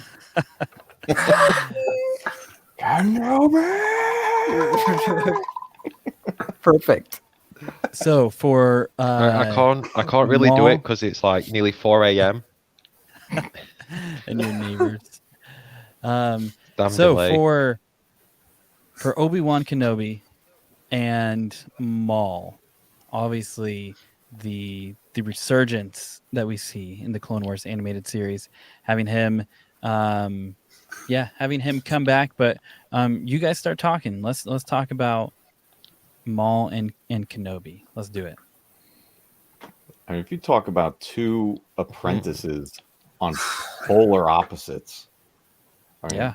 it's Maul and Kenobi. I mean, it would almost, I almost sometimes feel like Maul's anger towards Kenobi, not just because of, obviously cutting him in half and stuff like that, but it's almost jealousy, right? Like Kenobi had what Maul wanted. Maul wanted to be recognized by Sidious. He wanted to become powerful and do what he was told, which he did. He went and did what he was told and all this stuff, and just ends up getting tortured and lives a life of pain for it. Meanwhile, he watches Kenobi gets to live on, and he's a hero of the galaxy, and just, man, he's got a lot of hate for him.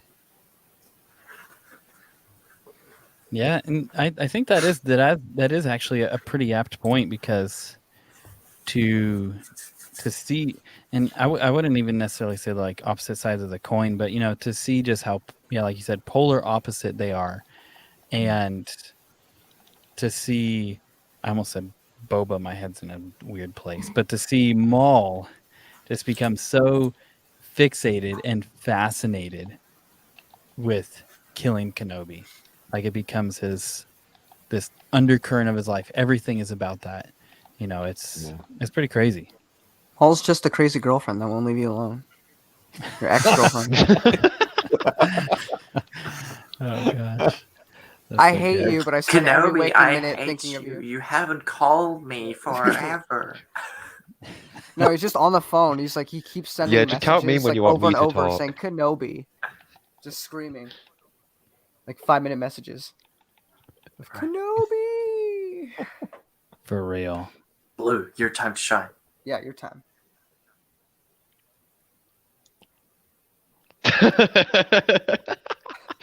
I love the little wolf for a second. But no, my favorite thing about Maul and Kenobi has to be, as sad as it is, the death of Maul in the Twin Sons episode, because it was finally that Maul understands what Kenobi's doing, and it's sort of they kind of bury the hatchet, and you see that Obi-Wan never hated Maul. It's just Maul always pursued him. It wasn't like Obi-Wan had a choice in this relationship. As you said, it's sort of that like ex-girlfriend that won't leave you alone. Mm-hmm.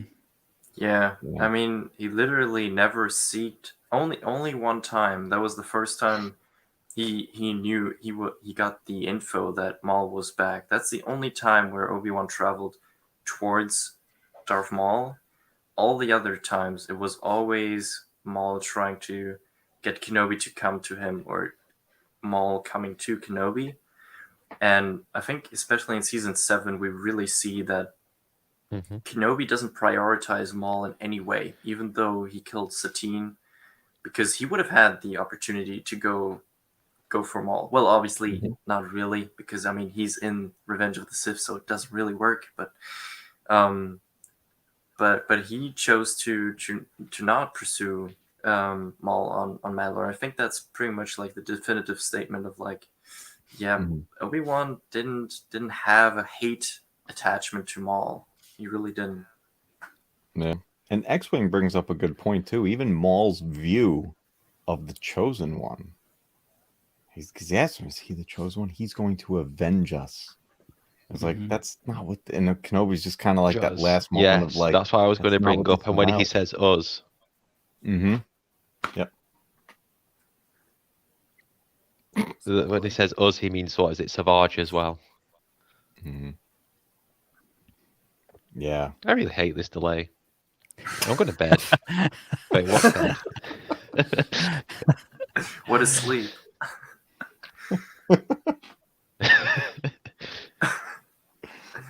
Yeah, and for like even T. Davidson says Maul's the one that keeps that flame alive, and Kenobi has no time for him, and I think that's fairly accurate because with Kenobi, especially in exile, all he's really thinking about is Luke and his past, and in particular he's thinking about Anakin, I would say for the most part.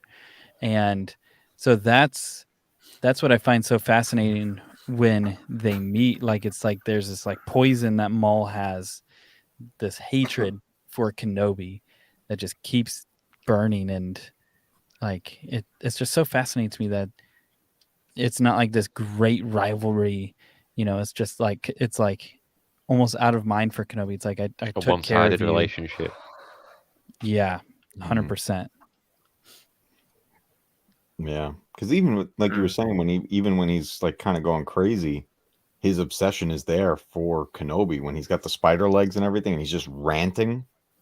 Yeah, everyone, right. And his brother's just Savage is just like, what is it that's tearing at you? And finally, he's just like Kenobi. Yeah. Oh man.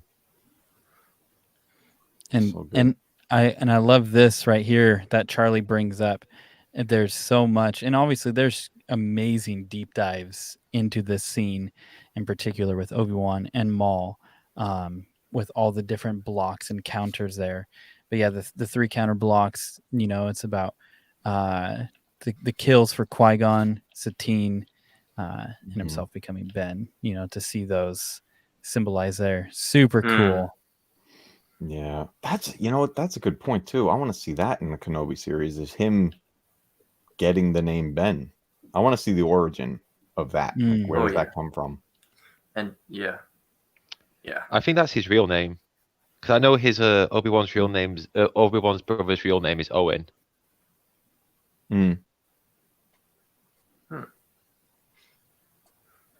Yeah, but for sure, definitely.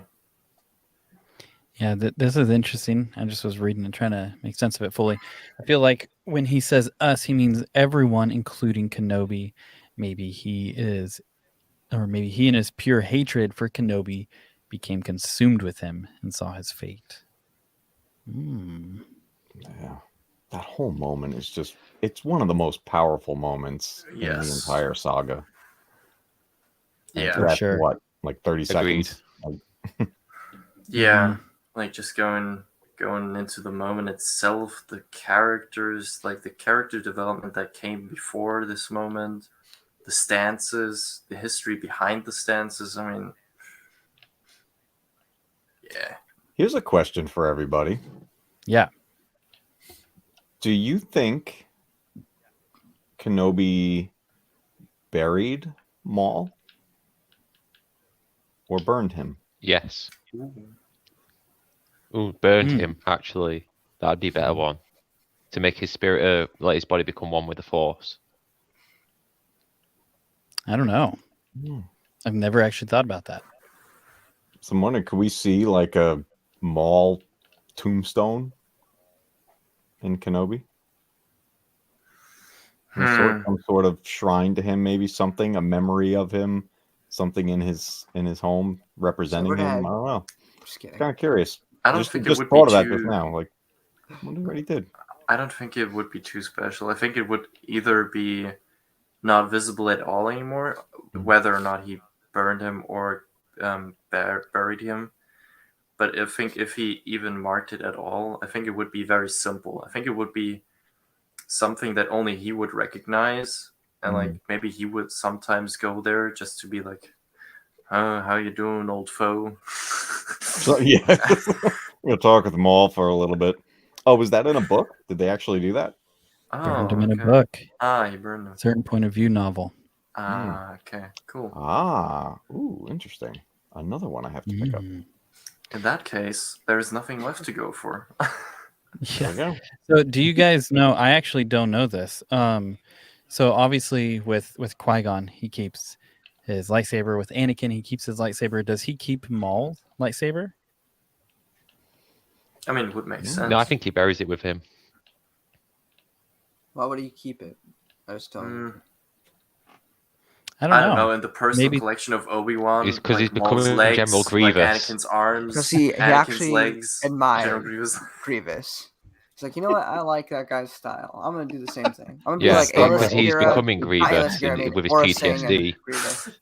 Like Luke coming into the hut, and Obi-Wan, do you want to see my collection? Hey, I have half of your dad right Cloak. What you buying? And he's actually got General Grievous's 4 lightsabers as well. He went back to how to collect them. Gosh. He does this cool dance where he like makes his arms look like they're forearms for a second, just to copy General Grievous's whole style. It's like, I found something interesting on Battlefront 2 is that General Grievous has Obi-Wan and Anakin's lightsaber. Right. Very interesting. Although they changed the colors. At least for Anakin's lightsaber that Grievous has a green blade, and Obi-Wan's is just Obi-Wan's. But yeah, I mean, Obi-Wan's was pretty standard and not too special look, so I guess they can get away with that. But yeah, you know what was great? Speaking of that game, one of the best things they did with the most recent Battlefront 2 was the interactions between the characters, specifically Kenobi and Maul. The way they emote to each other, but not even when you do it manual, they'll do it automatically and have conversations and some banter. Oh, I can't change my camera around, but hey. Speaking of which, there you go. Oh, and he unlocked the version of Maul I'm trying to get. Nice. Kenobi. Awesome. Oh, really sad at this game. My Obi at level 700 and Maul's like 300. I put too much time in. Yeah. You gotta put watch too much some of those Ewok on. clips. This guy's insane in Battlefront. Well, let me ask you guys. Oop. Oh no. Uh-oh. Oh no. This can only mean one thing. Invasion. Invasion.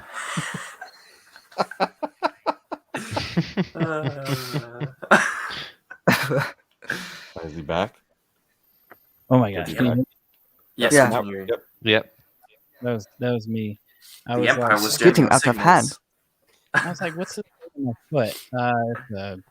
It's the breaker for the power switch. God. So I totally just like everything just went off in front of me and back on. I'm like, great. Damn. Okay. Yeah. Uh-oh. What a way to end a stream. That's just The how I'm Empire just gonna found do it him. from now on.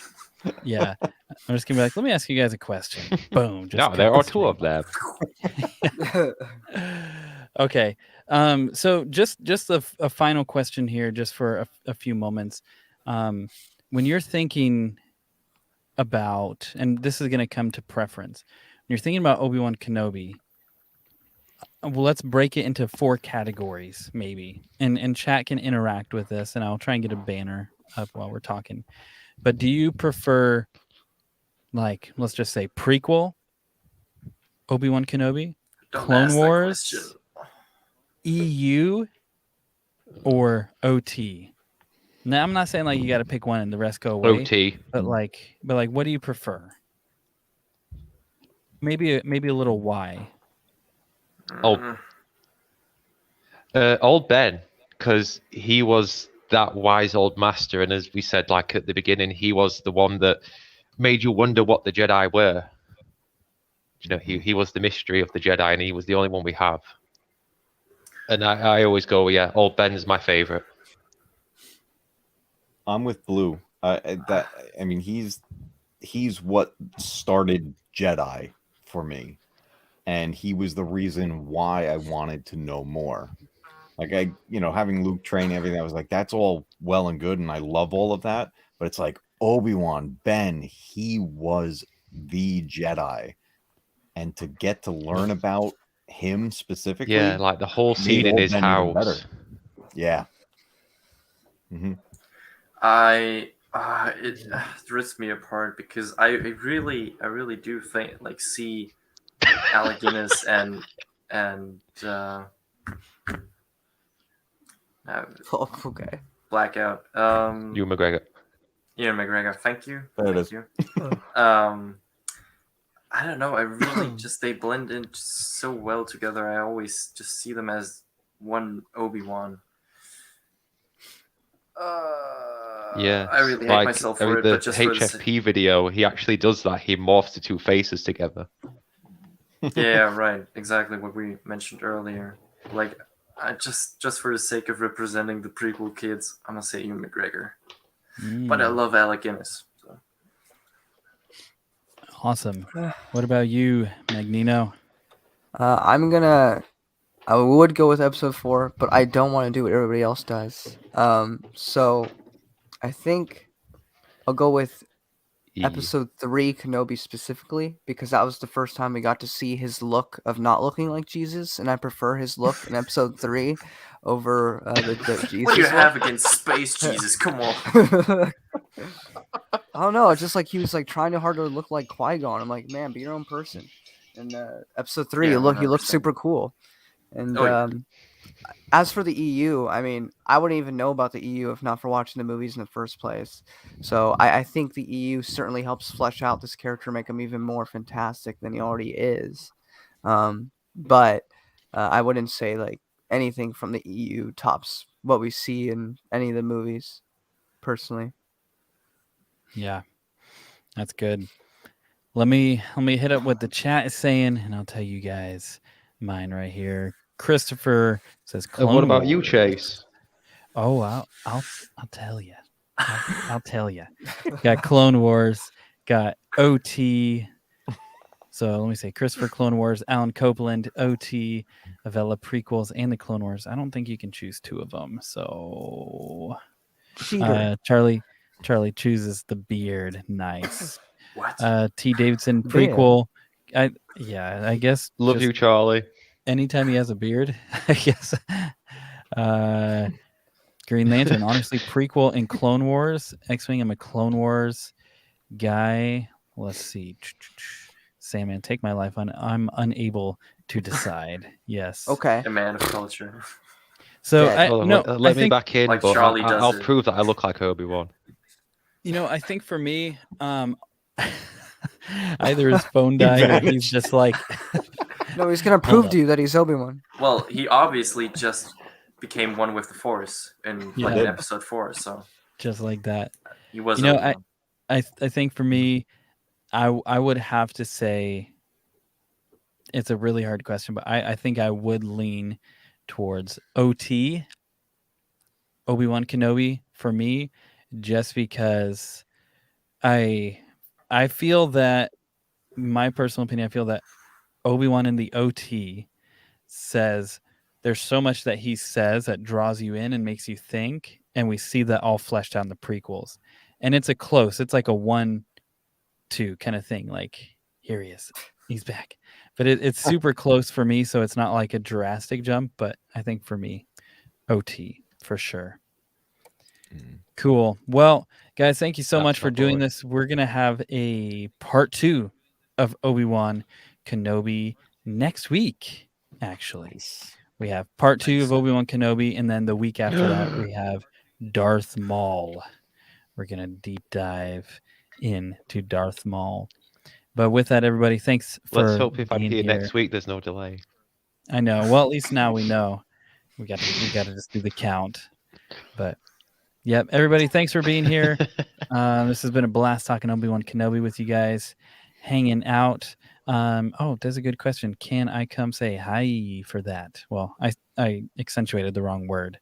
But yeah, in the Discord, there's a little thing. I have a terrible memory, so in the Discord, there's a thing you can just fill out, and then all I have to do is check one sheet, and we're good. Because then, otherwise, I'm gonna forget. There's too much going on in my brain.